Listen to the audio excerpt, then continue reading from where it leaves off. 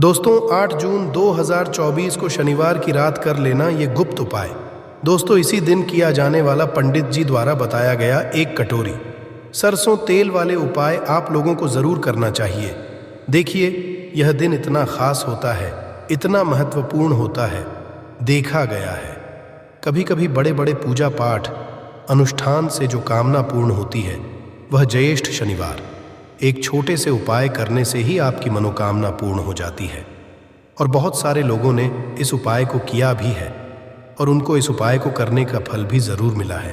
यदि आप लोग भी इस उपाय को शनि जयंती मतलब इस शनिवार का दिन करना चाहते हैं तो आप इस उपाय को पहले अच्छे से समझ लेना, सुन लेना, उसके बाद करना। आपको इस उपाय का फल ज़रूर मिलेगा। दोस्तों हम आपको बता दें कि यह जो एक कटोरी सरसों तेल वाले जो उपाय है, यह उपाय पंडित जी ने अपनी अभी कथा में ही बताया है। और इस उपाय को करने से आपके घर में चाहे किसी भी तरह की दुख और समस्या क्यों ना चल रही हो, आपको उसका कारण भी नहीं पता है कि यह समस्या किस कारण से चल रही है। उसका कुछ भी कारण हो सकता है, जैसे पितृदोष हो सकता है या किसी भी तरह का मंगल दोष भी हो सकता है, और भी बहुत तरह के दोष होते हैं भी हो सकता है। पर आपको इसको करने के लिए अपने दोष को पता लगाने की भी ज़रूरत नहीं है। आपके घर में किस कारण से इतनी दुख और परेशानी आ रही है वह भी आपको पता लगाने की ज़रूरत नहीं है। इस एक कटोरी सरसों तेल वाले उपाय को आप लोगों को कर लेना है, क्योंकि इसी एकमात्र उपाय को करने से आपके पूरे घर परिवार में सुख और शांति हो जाएगी। आपके घर में अच्छे अच्छे काम होने लगेंगे। आपकी जो भी मनोकामना होगी वह भी धीरे धीरे करके पूर्ण होना शुरू हो जाएगी। दोस्तों अब इस उपाय को करना किस समय है ये भी आप लोग जान लीजिए। देखिए इस एक कटोरी सरसों तेल वाले उपाय को करने का जो समय है वो सीधी सी बात है, सुबह का समय है, प्रातःकाल का समय है। वैसे दोस्तों शनि जयंती का जो समय होता है पूरे दिन मंदिर खुले रहते हैं, पूरे दिन आप लोग उपायों को भी कर सकते हो। इसमें कोई दिक्कत वाली बात नहीं है, क्योंकि शनि जयंती के दिन भगवान शिव जी पूरे दिन अपने मंदिर में बैठे रहते हैं कि कौन भक्त कौन हमारे हम को प्रसन्न करेगा और हम कब उसकी पूर्ण करेंगे। दोस्तों इस दिन शनिदेव इतना कुछ प्रदान करते हैं जितनी कि हम कभी कल्पना भी नहीं कर सकते हैं। इसीलिए आप लोगों को इस मौके को तो अपने हाथ से नहीं जाने देना चाहिए। तो अब हम समझते हैं दोस्तों यह एक कटोरी सरसों तेल वाले उपाय आखिर आप लोगों को करना कैसे है। देखिए खास रूप से कोशिश करना, इस उपाय को आप शनि जयंती सुबह सुबह कर लो, पर किसी कारणवश ना कर पाओ तो फिर थोड़े लेट भी कर सकते हो, है ना। और पहली कोशिश आपकी यही होनी चाहिए कि घर की जो माता बहन होती हैं उनमें से कोई एक यह वाला उपाय करे। मतलब कि यदि माता बहन उपस्थित ना भी हो तो उस स्थान पर फिर घर का कोई बड़ा जो पुरुष हो वह भी इस उपाय को कर सकता है। कोई दिक्कत वाली बात नहीं है, पर घर के सभी सदस्य को इस वाले उपाय को करने की ज़रूरत नहीं है।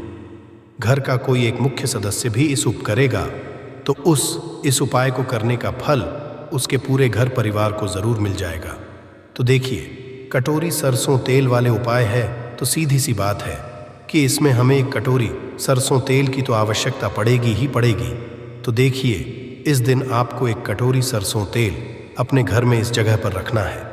रातों रात शनिदेव आपके जीवन की निर्धनता को दूर कर देंगे और माँ लक्ष्मी की कृपा से आपके घर में सदैव धन की होगी। कभी भी आपको अपने जीवन में पैसे को लेकर परेशान नहीं होना पड़ेगा। राधे राधे दोस्तों, देखिए यदि अपने जीवन में अधिक से अधिक धन चाहिए, जल्दी से जल्दी यदि आपको धनवान बनना है तो शनि जयंती का दिन बहुत ही खास है, क्योंकि साल 2024 शनि का साल है। और शनि की कृपा यदि आपको मिल गई तो आपके जीवन में आप मान के चलिए कि जो भी आपको चाहिए ना सब कुछ आपको शनिदेव दे देंगे। देखिए शनि जयंती का जो दिन होता है यह बेहद कल्याणकारी माना जाता है। इस दिन किए गए उपाय बहुत जल्दी सफल होते हैं और शनिदेव यह व्यापार आदि यानी कि जो भी आप काम करते हैं, काम से रिलेटेड कोई भी वर्क आप करते हैं अपने जीवन को चलाने के लिए, धन कमाने के लिए, उसके स्वामी जो हैं यह शनि देवी हैं। तो जो लोग अपने जीवन में अपने व्यापार को अच्छा करना चाहते हैं, अच्छी नौकरी हासिल करना चाहते हैं, नौकरी में प्रमोशन है, अधिक से अधिक धन जीवन में हासिल करना चाहते हैं, उन्हें भी खासकर शनि जयंती के दिन यह एक कटोरी सरसों के तेल वाला उपाय जरूर करना चाहिए। देखिए, उपाय इतना सरल है कि केवल आपको एक कटोरी तेल अपने घर में रखना है और इस उपाय को करने मात्र से आप अपने जीवन में बड़े बड़े चमत्कार देखेंगे। आप देखेंगे कि आपके जीवन की जो निर्धनता बहुत कोशिश करने से, बहुत उपाय करने से, बहुत कुछ करने दूर नहीं हो रही थी, वो शनि जयंती वाले दिन एक कटोरी सरसों के तेल से दूर हो जाएगी। तो देखिए, शनि देव जो हैं यह न्याय के देवता हैं। न्याय करने का काम शनि देव का ही है। यदि शनि देव किसी से प्रसन्न हो जाते हैं तो उसके जीवन में वह व्यक्ति सुख और धन संभाल नहीं पाता है। परंतु एक तरफ यदि शनि देव नाराज हो जाए व्यक्ति से, या शनि के किसी भी व्यक्ति की कुंडली में शनि की कोई महादशा चल रही है, शनि की 7.5 शनि ढैया, यदि ऐसा जीवन में व्यक्ति के होता है तो उस व्यक्ति के जीवन में फिर कष्ट और दुख बहुत आते हैं। तो जो लोग अपने जीवन में शनि की ढैया से, शनि की 7.5 से, शनि की किसी भी महादशा से भी यदि परेशान हैं, उन्हें भी खासकर शनि जयंती के दिन शनि देव को प्रसन्न करने का मौका छोड़ना नहीं है। उन्हें भी शनि देव को उस दिन जरूर प्रसन्न करना चाहिए, क्योंकि शनि देव बहुत जल्दी प्रसन्न भी हैं। और यदि यह रुष्ट हो जाते हैं तो जीवन में दुख भी बहुत व्यक्ति के पड़ जाते हैं। चलिए बात कर लेते हैं सबसे पहले उपाय की कौन सा है। वह सबसे पहला उपाय जो आपको खासकर इस बार शनि वाले दिन जरूर करना चाहिए। तो देखिए, जो पहला उपाय आपको बताने जा रहे हैं, इस उपाय को करने से शनि की 7.5 शनि ढैया, शनि की कोई भी महादशा यदि आपकी कुंडली में है वह दूर होगी और शनिदेव आपसे होकर आपको इतना आशीर्वाद देंगे कि आपको अपने जीवन में धनवान बनने से कोई रोक नहीं पाएगा। तो देखिए, आपको करना क्या है। आपको यहाँ पर सरसों का तेल लेना है। अब आपको बता दें, सरसों का तेल शनि देव से क्यों हुआ है, क्योंकि शनि देव जो है इन्हें सरसों का तेल बहुत ही ज़्यादा प्रिय है। और जो व्यक्ति शनि देव को सरसों का तेल अर्पित करता है, सरसों के तेल से जुड़ा हुआ कोई भी उपाय कर लेता है, शनिदेव अपने उस भक्त से प्रसन्न होते ही होते हैं, बहुत जल्दी प्रसन्न हो जाते हैं। ऐसा आप मान लीजिए। तो देखिए, सरसों का तेल आपको एक कटोरी में लेना है। यदि लोहे की कटोरी है तो बहुत ही उत्तम है, वरना आप किसी भी प्लास्टिक में या किसी भी बर्तन में ले सकते हैं। आपको थोड़ा सा का तेल लेना है और एक आपको सरसों के तेल का दीपक तैयार करना है ना। उस सरसों के तेल का जो दीपक आपने लिया है, उसके अंदर आपको चुटकी भर काला तेल यदि आपके पास है तो, वरना कोई बात नहीं है ना। अब आपको क्या करना है, सरसों का तेल और सरसों के तेल का दीपक जो आपने तैयार करा है, ये लेकर आपको जाना है शनिदेव के मंदिर में। आपके घर के आसपास जहाँ भी शनिदेव का मंदिर है वहाँ पर आप जाए हैं ना, और शनिदेव को सबसे पहले ये तेल अर्पित करना है और उसके बाद तेल चढ़ाना है ना उनकी मूर्ति प्रतिमा पर। और उसके बाद आपको जो दीपक आप लेकर के गए हैं सरसों के तेल का, वह दीपक आपको है। और शनिदेव से आपको क्षमा याचना करनी है, क्योंकि ये दंड अधिकारी है। व्यक्ति को दंड देने का काम शनिदेव का ही है। तो बहुत ही उनके चरणों की तरफ आपको देखकर बहुत ही नम्रता, बहुत ही स्वभाव के साथ आपको कहना है कि हे शनिदेव, मेरे जीवन के दुख बहुत बढ़ गए हैं, कष्ट बहुत बढ़ गए हैं। मैं अपने जीवन में कर्जे को लेकर परेशान हूँ, धन को लेकर परेशान हूँ। मुझे नहीं पता कि मुझसे क्या भूल चूक हुई है। मेरे जितने भी जो भी मुझसे गलतियाँ हुई हैं उसके लिए मुझे क्षमा कर दें और अपनी कृपा मुझ पर बनाए रखें। अपनी कृपा ऐसी मुझ पर कर दें कि मैं अपने जीवन में सुख को हासिल करूं, धन को हासिल, कभी भी अपने जीवन में मैं निर्धनता का सामना ही ना करूं। ऐसी प्रार्थना कर लेना। शनिदेव को सरसों का तेल अर्पित कर देना, एक दीपक जला देना। बड़े से बड़ा शनि दोष भी आपके कुंडली से, आपके जीवन से दूर हो जाता है जब भी आप शनिदेव को सरसों का तेल अर्पित करते हैं। देखिए, शनिवार का दिन तो बहुत उत्तम होता ही है और शनि जयंती तो बहुत ही उत्तम है। तो ये उपाय आप ज़रूर करें। आप देखेंगे कि बहुत जल्दी आपके जीवन में सुख आएगा, धन आएगा, सुख समृद्धि आपके घर में बढ़ती चली जाएगी। तो पहले उपाय की बात कर ली, अब जल्दी से बात कर लेते हैं दूसरे उपाय की, जो कि आपको शनि जयंती वाले दिन खास कर करना है। तो देखिए, शनिदेव ने स्वयं कहा है कि जो व्यक्ति जी की पूजा करेगा, कभी भी शनि दोष उस व्यक्ति को परेशान नहीं करेगा। कोई शनि दोष उस व्यक्ति को नहीं लगेगा। कहने का मतलब है कि यदि शनि की वजह से आपके जीवन में कोई भी महादशा है, उसकी वजह आपके जीवन में धन की कमी है। देखिए, बहुत सारे लोग तो ऐसे हैं जिन्हें पता भी नहीं होता है कि उनकी कुंडली में शनि की 7.5 चल रही है, शनि की कोई महादशा चल रही है ना, या कोई भी कुछ भी ऐसा चल रहा है। बहुत सारे लोग नहीं पता होता है और बहुत सारे लोगों को जानकारी होती है। तो यदि आपको कुछ नहीं भी पता है और फिर भी आप उपाय करते हैं, चाहे आपकी कुंडली में शनि दोष है या नहीं है, तो कहने मतलब ये है कि जब भी आप उपाय करेंगे आपको इसका आशीर्वाद ही मिलेगा, इसका आपको फल ही मिलेगा। बहुत अच्छा कि आप देखेंगे कि शनिदेव की कृपा से आपके जीवन की जो निर्धनता है, चाहे वो किसी भी वजह से है, वो दूर होगी और आपके जीवन के कष्टों को शनिदेव दूर कर देंगे। क्योंकि शनिदेव जो है ये न्याय के देवता तो है ही, और यदि ये किसी से प्रसन्न हो जाते हैं ना, तो उस व्यक्ति के घर में, उसके जीवन में फिर किसी चीज़ की कमी नहीं रहती है। वो जो भी अपने जीवन में है ना, हर तरह का सुख उस व्यक्ति को अपने जीवन में मिलता है। तो आपको करना क्या है, एक दीपक यहाँ पर आपको तैयार करना है। अब दीपक आप चमेली के तेल का भी ले सकते हैं और आप सरसों के तेल का भी ले सकते हैं, है ना। सरसों के तेल का मान लीजिए, आपने एक दीपक, उसके अंदर आपको 2 फूल वाली लौंग डालनी है और ये दीपक आपको हनुमान जी के मंदिर में जलाना है। शनिवार के दिन शाम के समय में, जयंती जिस दिन है, देखिए, जो लोग के समय में उपाय नहीं कर सकते, जिनके पास टाइम नहीं है, वह लोग यह उपाय सुबह में करेंगे, वरना यह उपाय आपको शाम के समय में ही करना है। तो जब भी आप हनुमान जी की पूजा शनिवार के दिन करेंगे, इतना आप मान लीजिए, कभी भी आपको शनि दोष नहीं करेगा। शनिदेव आपसे सदैव प्रसन्न रहते हैं। जब भी आप हनुमान जी की पूजा करते हैं या महादेव का पूजन करते हैं, तो चलिए जल्दी से बात कर लेते हैं। अब अपने लास्ट उपाय की एक कटोरी सरसों का तेल को अपने घर में किस जगह पर रखना है, उपाय को कैसे करना है और कैसे यह एक कटोरी सरसों का तेल रातों रात आपके भाग्य को चमका देगा, आपकी सोई हुई किस्मत को जगा देगा और निर्धनता, गरीबी आपके जीवन सदैव के लिए दूर हो जाएगी। और शनिदेव आपको अपने जीवन में इतना सुख देंगे कि आप देखेंगे कि आपके जीवन में हर तरफ से, हर जगह से सुख आएगा, धन आएगा, समृद्धि आपके घर में बढ़ती चली जाएगी। तो देखिए, हमने पहले ही बताया कि सरसों का तेल शनिदेव को बहुत ही प्रिय है। जिस तरह से उन्हें काला तेल, काले उड़द है ना, ये चीज़ें प्रिय हैं, सरसों का तेल शनिदेव को सबसे ज़्यादा प्रिय होता है। तो आपको एक कटोरी में सरसों का लेना है और यह तेल आपको अपने घर में रखना है। रखने का मतलब है, एक कटोरी सरसों का तेल लेंगे, अपने घर में थोड़ी देर उसे रखेंगे और उसके बाद आपको इस सरसों के तेल में से जितने भी सदस्य हैं आपके घर में, सभी को इस सरसों के तेल को लगाना है, अपने हाथों पर करना है। और आपके पैर के जो नाखून है ना, आपके पैर के नाखूनों पर, सारे नाखूनों पर आपको थोड़ा थोड़ा सा सरसों का तेल लगाना है।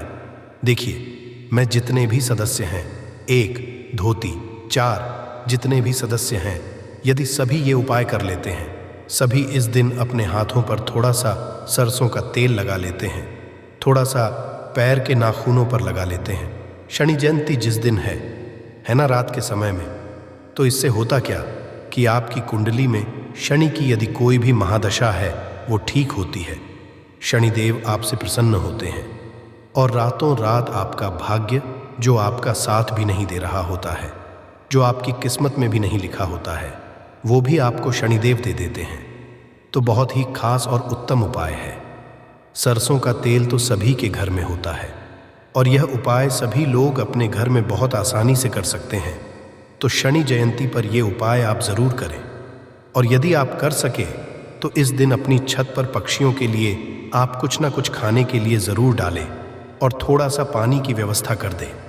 क्योंकि यदि मान लीजिए कोई भी एक ऐसी आ गई जिसका रंग काला है और काले रंग की चिड़िया ने यदि वो दाना खा लिया, तो शनिदेव इतना आशीर्वाद आपको दे देंगे कि आपकी आने वाली 7 पीढ़ियों को भी कभी धन कम नहीं पड़ेगा, या चूसने से अचानक अपार धन की प्राप्ति होती है। लोग औरत का कौन अंग दबा और चूस कर अमीर बन जाते हैं।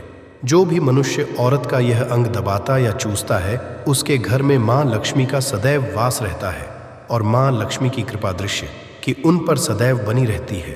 तो दोस्तों, आज की इस वीडियो में हम बताएंगे कि औरत का वह कौन सा अंग है जिसे हर पुरुष को दबाना, परंतु इससे अपनी पूरी सच्ची श्रद्धा से कमेंट बॉक्स में हर हर महादेव ओम नमः शिवाय ज़रूर लिखें। साथ ही चैनल को अवश्य कर दें। हे लक्ष्मी माँ, जो भी इस चैनल को करें और इस वीडियो को लाइक करें, उसके घर में कभी भी धन की कमी न रहे, उसका पूरा परिवार सदैव हंसता मुस्कुराता कुशल मंगल रहे। दोस्तों, एक बार की बात है, एक गांव में शिव नाम का आदमी रहता था। दोस्तों, शिव अपनी पत्नी से बहुत ज़्यादा परेशान था, क्योंकि उसकी पत्नी सदैव बात बात पर उसे ताने मारा करती थी। तुम्हारे हैं ही क्या, घर में खाने के लिए तक नहीं रहता है। मित्रों, उसके घर में बिल्कुल कंगाली छा गई थी। एक भी रुपया नहीं था और उसके घर में खाने के लिए एक भी दाना नहीं था। मित्रों, एक तो घर नहीं, ऊपर से पत्नी के क्लेश से वह आदमी बिल्कुल परेशान हो गया था। उसे समझ नहीं आ रहा था कि मैं क्या करूं। मित्रों, एक दिन की बात है, शिव अपने घर से बाहर एक सुनसान रास्ते में निकल गया। वह सुनसान रास्ते में चल ही रहा था, तभी उसको अचानक एक संत तपस्या करते हुए मिले। वह के पास जाकर बैठ गया। जब संत जी अपना तप खत्म किए तो शिव संत जी के सामने रोने लगता है। संत जी पूछते हैं, पुत्र, तुम्हें क्या दिक्कत है? तुम क्यों रो रहे? आखिर तुम्हें दिक्कत क्या है? तब शिव संत जी को बताता है कि महाराज, मेरी एक पत्नी है जो कि मुझे रोजाना ताने मारती है। मैं गरीब हूं तो मैं क्या करूं? कितना भी कुछ करता हूं, परंतु धन कमा ही नहीं पाता हूं। अभी तक छोटा धंधा था, वह भी पत्नी के क्लेश की वजह से चौपट हो गया है। वह दिन रात मुझसे झगड़ा करती है। अब तो मैं दाने दाने के लिए परेशान हो गया हूं। हमारे घर में खाने के लिए कुछ भी नहीं है, इसके अलावा पहनने के लिए वस्त्र भी नहीं है। परंतु मैं अपनी पत्नी को समझाता हूं कि वह मुझे ताने न मारे, मुझसे झगड़ा न करे, परंतु वह बिल्कुल नहीं मानती। संत जी, इसी वजह से मैं बहुत ज्यादा परेशान हूं। इसी वजह मैं घर छोड़कर यहां आया हूं। वह संत जी कहते हैं, रो मत बेटा, मैं तुम्हें यह काम बताने जा रहा हूं। तुम्हें औरत का केवल यह अंग बेशर्म होकर कर दबा या चूस लेना है। अचानक तुम्हारे घर में धन प्राप्ति हो जाएगी। तुम देखते ही देखते अमीर बन जाओगे। संत जी कहते हैं, जो भी पुरुष औरतों का यह अंग दबाता या चूसता है, उसके घर में कभी भी धन की कमी नहीं रहती है और ना ही उसके घर में होती है, पर जो भी करता है उसमें सदैव तरक्की होती है। संत जी ने कहा, अब मैं तुमको औरत का वह अंग बताने जा रहा हूं, इसे ध्यान से सुनना और अपने जीवन में इसे जरूर करना। तब शिव संत जी महाराज की बातें बहुत गौर से सुनता है और कहता है, जितना जल्दी हो सके मुझे यह बता दो। दोस्तों, तभी संत जी महाराज उसे आदमी को एक कहानी सुनाते हैं और बताते हैं, एक एक किसान रहता था। उसके बहुत सारे खेत थे जिस पर वह दिन रात मेहनत करता था। उसके घर में किसान और उसकी पत्नी रहा करते थे। उसे किसान और में आपस में बहुत ज्यादा प्रेम था। उसके घर में किसी भी तरह की लड़ाई झगड़ा या क्लेश नहीं होता था। इसी वजह से उसके घर में सदैव माँ लक्ष्मी का वास रहता था और उसके खेतों में इतनी ज्यादा पैदावार होती थी कि वह दिन प्रतिदिन और अमीर होता जा रहा था। उस किसान और उसकी पत्नी ने इतना प्रेम था कि आसपास के उन्हें देखकर जल जाया करते थे। धीरे धीरे उसके पूरे गांव के लोग जान गए कि किसान और उसकी पत्नी में बहुत ज्यादा प्रेम है। धीरे धीरे यह बात उसे नगर के राजा तक पहुंच। दोस्तों, किसान और उसकी पत्नी की बात जब राजा के पास पहुंचती है तो राजा भी उसके प्रेम की काफी ज्यादा तारीफ करते हैं। वह सभी से बताते हैं कि हमारे नगर में एक किसान और उसकी पत्नी रहते हैं जिनमें कभी भी लड़ाई झगड़ा नहीं होते हैं। उन दोनों में आपस में इतना प्रेम है कि मैंने ऐसा अपनी जिंदगी में कभी भी नहीं देखा। एक बार की बात है, राजा पूरे नगर में दुग्गी पिटवाते हैं कि इस नगर में जितने भी लोग हैं वह सभी अपने घर में घी का दिया जलाएंगे। राजा की पत्नी पूछती है कि आप ऐसा क्यों कर रहे हैं? सबके घर में भी दिया क्यों जलवा रहे हैं? राजा अपनी पत्नी की बात सुनकर कहते हैं, दीपक प्रेम की होता है। जिसके घर में घी का दीपक जलता है उसके घर में सदैव प्रेम बना रहता है। और मैं चाहता हूं कि जो प्रेम किसान और उसकी पत्नी के घर में है वो हमारे पूरे नगर में रहे, पति और पत्नी के बीच। इसीलिए मैं हर घर में दीपक जलवाना चाहता हूं। दोस्तों, राजा के सैनिक जाते हैं और हर जगह नगर में डुग्गी पीट देते हैं और कहते हैं सभी के घर में रात भर घी का दीपक जलाना। दोस्तों, राजा की बात मानकर सभी नगरवासी अपने घर में दीपक जला देते हैं, परंतु ही आधी रात होती है, सभी के दिए बुझ जाते हैं, परंतु किसान के घर का दीपक वैसे ही जगमगाता हुआ जलता रहता है। दोस्तों, दीपक सदैव किसान की पत्नी जलाती थी। किसान की पत्नी किसान को बहुत याद तो करती थी, परंतु उसकी बात नहीं मानती थी। वह सदैव अपनी मनमानी करती थी, उसका मन करता था वह वही काम करती थी, परंतु किसको इस बात से कोई भी दिक्कत नहीं होती थी, क्योंकि किसान बहुत समझदार था। किसान सोचता था यदि मैं अपनी पत्नी रोक टोक करूंगा तो घर में बेवजह ही लड़ाई झगड़ा होंगे, क्लेश होगा, दुख तो इसी वजह से कई चीज़ें।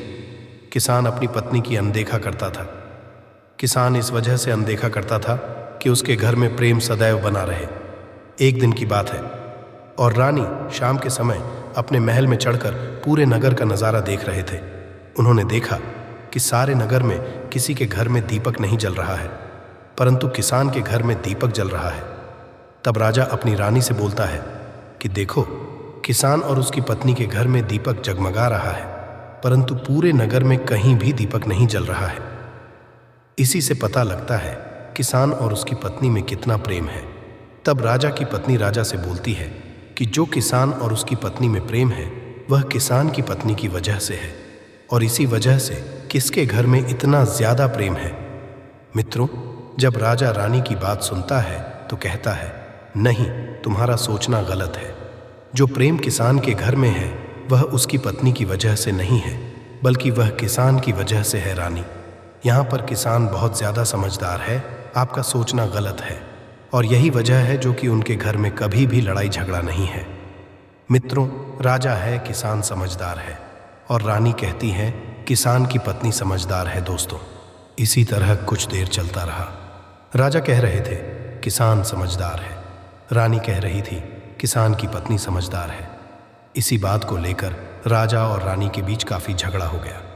इसके बाद रानी ने राजा की दाढ़ी उखाड़ ली और राजा ने रानी को उठाकर झूठवा पकड़ के पटका। इसके बाद राजा कहता है हम लोगों को झगड़ा करने की ज़रूरत नहीं है, क्यों ना हम किसान और उसकी पत्नी की परीक्षा लेकर सारा दूध का दूध और पानी का पानी हो जाएगा। लड़ाई करने के इस बात पर राजा और रानी दोनों सहमत हो गए और दोनों की परीक्षा लेने के लिए तैयार हो जाते हैं। तब राजा अपने महल में जाता है और एक पुरुष सैनिक को बुलाता है और पुरुष सैनिक से बोलता है कि तुम किसान के पास और जो जो प्रश्न मैं तुमसे बोल रहा हूँ वह तुम सेठ को बोल देना। वह पुरुष सैनिक बोलता है ठीक है महाराज। वह पुरुष सैनिक राजा की बात सुनकर किसान के पास जाता है।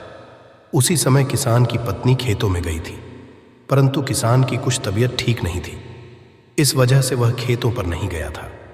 इस समय पुरुष किसान के घर पहुंच जाता है और किसान से कहता है मैं राज दरबार आया हूं, राजा साहब ने मुझे भेजा है।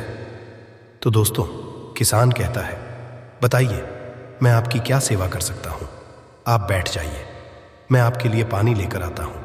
तब वह सैनिक किससे बोलता है कि नहीं, तुम कुछ भी मत लाओ, मैं राजा का सैनिक हूं, बस आपके पास राजा का समाचार लेकर आया हूं।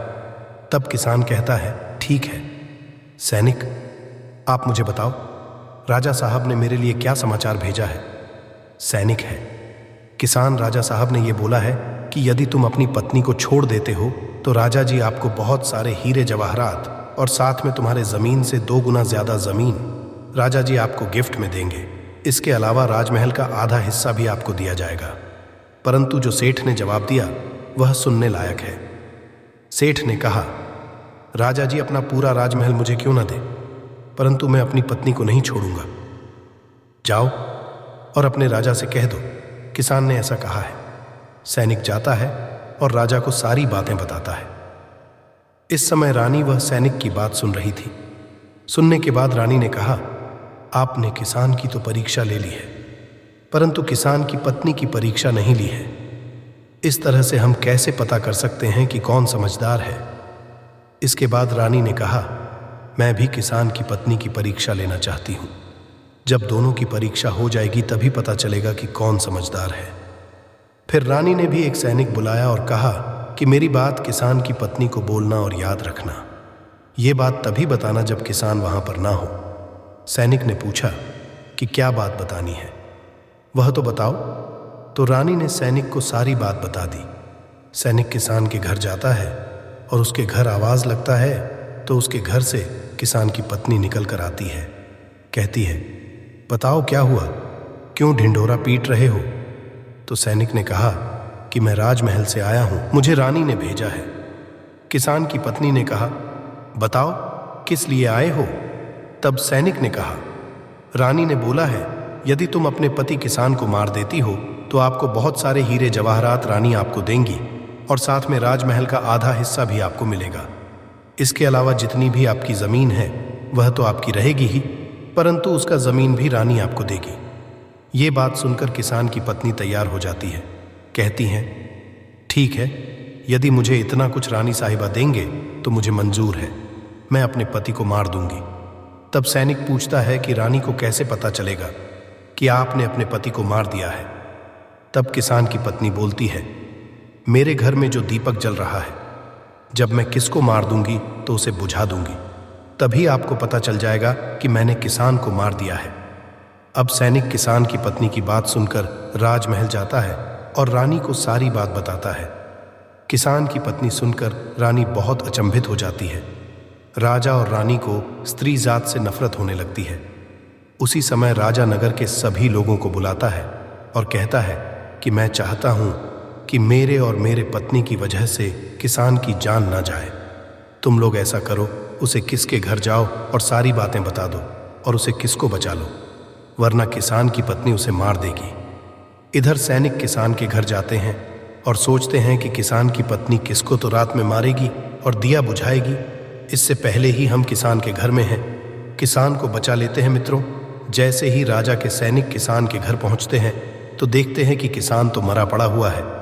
तो सैनिक किसान की पत्नी से बोलते हैं कि तुमको तो किसान को रात में मारने के लिए बोला गया था, परंतु आपने अभी किसान को क्यों मार दिया? तब वह किसकी पत्नी बोलती है कि किसान को तो मुझे मारना ही था, रात में तो मुझे सिर्फ दिया ही बुझाना था, इसलिए सेठ को तो मैं दिन ही मार दिया है। सभी सैनिक तुरंत ही किसान के घर से दौड़े दौड़े जाते हैं और राजा रानी को सारी बातें बताते हैं। राजा और रानी से आग बबूला हो जाते हैं और दोनों को स्त्री जात से घृणा होने लगती है।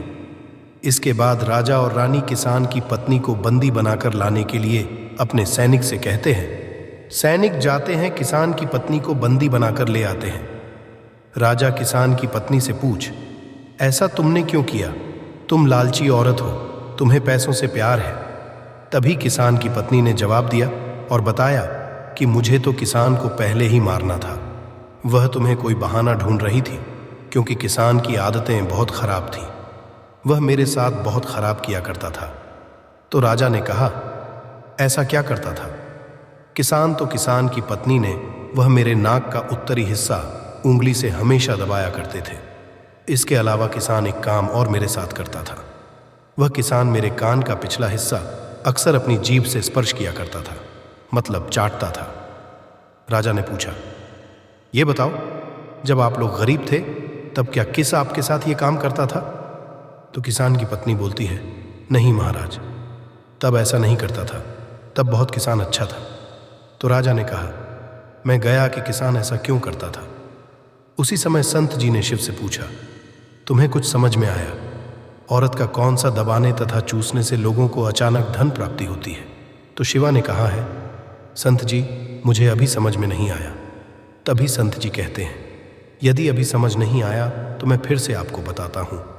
किसान अपनी पत्नी के साथ पहला काम करता था, वह है उसके नाक के ऊपरी हिस्से को उंगली से दबाता था।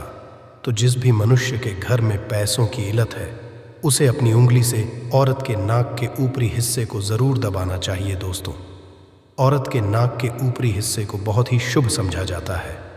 औरत के उस अंग पर माँ लक्ष्मी का वास होता है। इसी वजह से जो यह काम करता है वह हमेशा धनवान पुरुष बन जाता है। दूसरा काम है, जो भी पुरुष औरत के कान का पिछला हिस्सा अपने जब से स्पर्श होता है, उसके किस्मत के द्वार खुल जाते हैं, उसे अचानक धन की प्राप्ति होती है। ऐसा इसलिए होता है क्योंकि औरत के कान के पिछले हिस्से में माता लक्ष्मी का वास होता है। जब आप ऐसा करते हैं तो माता लक्ष्मी आपसे प्रसन्न हो जाती है और आपको अपार धन देती है। और आपने एक बात तो ज़रूर सुना होगा, औरतें लक्ष्मी का रूप मानी जाती है।